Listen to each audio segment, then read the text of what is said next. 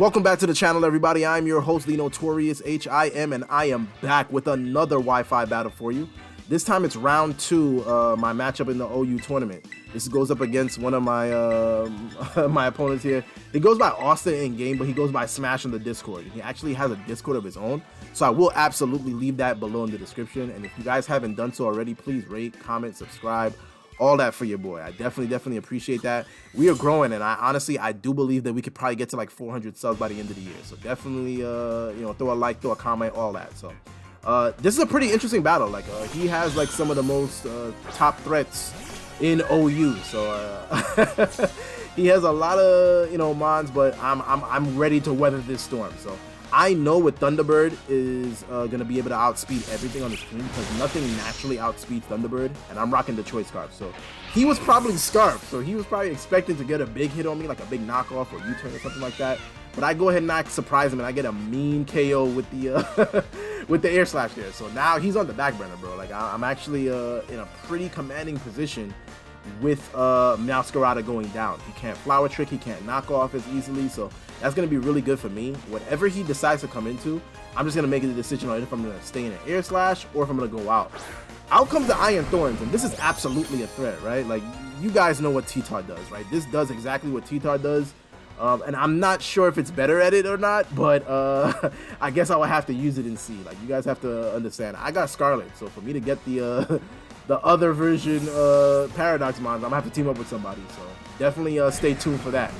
Out comes Tantor, right? Like Tantor is absolutely a beast, bro. Like I notice things like to like Dragon Dance, if he does show it to me.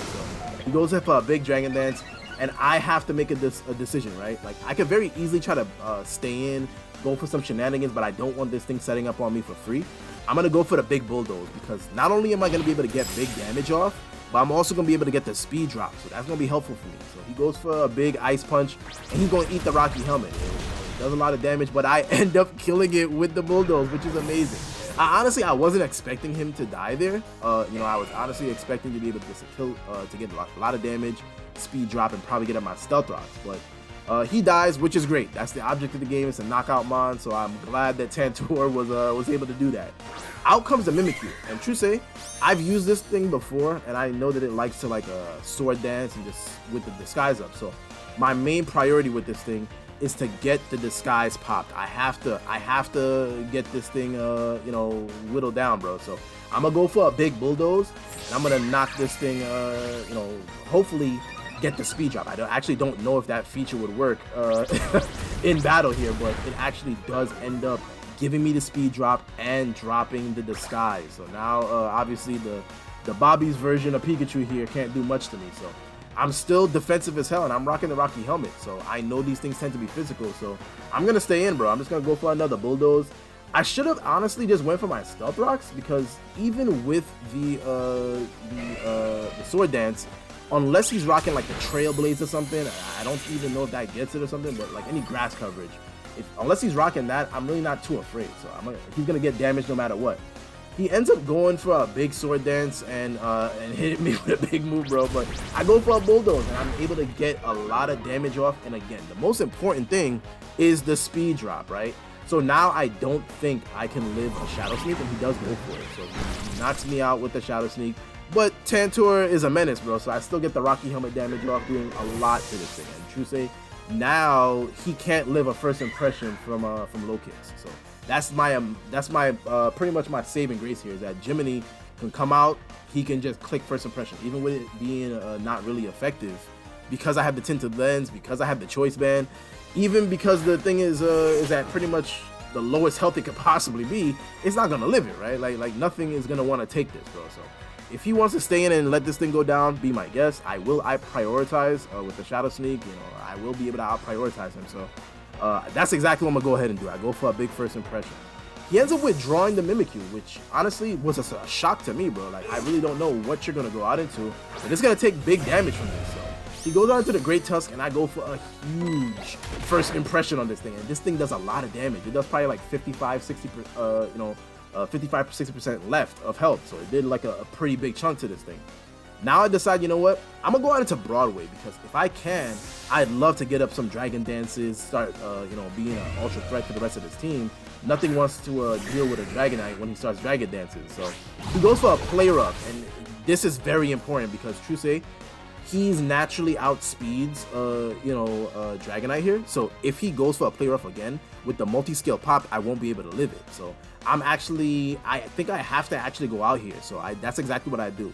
Without Tantor around, I'm gonna go into my other defensive wall, and I don't think he's gonna take this rather well. He could very well headlong rush this thing. So I go out into Oswald fully expecting him just to kill it, but he goes for a Play Rough, which kind of indicates to me he may be locked in, and he actually may be either choice banded or choice scarfed. I think he may be actually choice banded because I don't think I would have took that well with Broadway, even with the Multiscale, had he been choice banned. So I'm thinking him to be choice scarf, and I decide, you know what, let's go for a Toxic. Nothing is gonna appreciate a Toxic, right? Like, I'm gonna blow some black sludge in your face, bro, and you're gonna get sick, bro. You're not gonna appreciate this. So out comes the Armor Rouge, and I Toxic it. Luckily, I'm able to land it. I'm being very gracious with my toxicity here because Trusay, when I was testing this team, I was not landing it nearly as much as the 90% says. So I go for a big Toxic, and you know, obviously this thing is sick as hell, bro. So Armor Rouge gonna have to do something to me.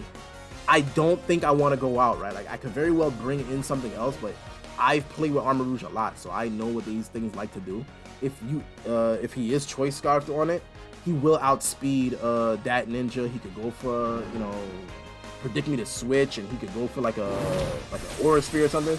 He ends up going for the Expanded Force, which does do a lot of damage, and if I predict him to be scarfed, I could just go out into that ninja. But I decide to stay in and go for a big Earthquake, bro. Like, it's gonna do a lot of damage, and like I said, as long as I could get Mons into a pretty good range, 40% and down, I'm gonna be able to clean up with Jiminy. So I'm really not afraid if this thing wants to take me out. Looking at that health, I'm thinking maybe I could live another Expanding Force. It'll be probably pretty close, and maybe even on one. So I'm gonna decide, you know what, I'm gonna try to go for the Recover with the Black Sludge. I may be able to live, but he ends up showing me the stored power, so it does end up knocking out Oswald here. Thank you so much, Oswald. Definitely appreciate you.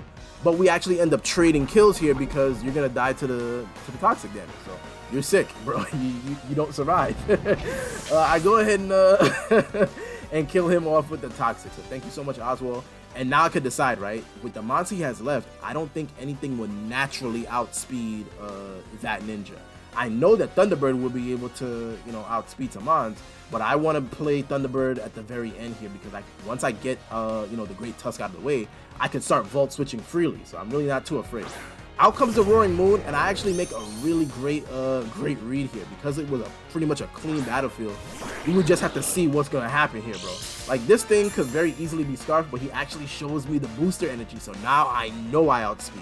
So if I go for an Ice Beam here, I've calculated this many times, bro. Like, I already know what the what the percentages are. I know I'll be able to kill this thing with an Ice Beam. So that's exactly what I go for. I go for the Ice type Ice Beam and get the stab, and this thing knocks it into oblivion. So knocks this thing into an Ice Age, and you can't do anything to me, Roy Moon. So thank you so much, that ninja. Definitely appreciate that. That's going to be very helpful because now I can put pressure on the Great Tusk. That's the best thing about this team, is that it kind of covers the weaknesses. I do have a very glaring weakness on this team, but with the mods that I have, with the abilities that I have, I'm able to kind of cover a lot of that up. So now I decide, you know what, I'm naturally outspeed the Great Tusk. There's really no reason for me to go out. I'm just going to go for another Ice Beam, and from this level of health, it absolutely will not be able to live it. But he close combats me, showing me that he is actually Choice Scarf, bro. So that's actually a really great thing for him.